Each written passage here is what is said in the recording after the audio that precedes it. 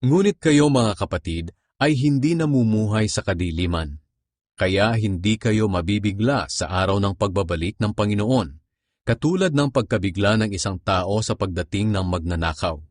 Dahil namumuhay na kayong lahat sa liwanag at hindi sa kadiliman. Kaya nga huwag tayong maging pabaya, katulad ng iba na natutulog, kundi maging handa at mapagpigil sa sarili. Sapagkat ang taong namumuhay sa kadiliman ay katulad ng taong pabaya na natutulog o katulad ng lasing na walang pagpipigil sa sarili.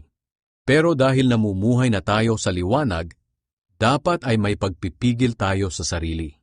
Gawin natin bilang panangga sa dibdib ang pananampalataya at pag-ibig, at bilang helmet naman ang pag-asa natin sa pagliligtas sa atin ng Diyos, sapagkat hindi tayo itinalaga ng Diyos para sa kaparusahan, kundi para sa pagtatamo ng kaligtasan sa pamamagitan ng ating Panginoong Hesukristo.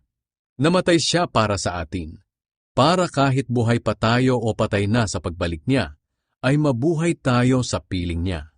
Dahil dito, patuloy ninyong pasiglahin at patatagin ang isa't isa, katulad nga ng ginagawa ninyo.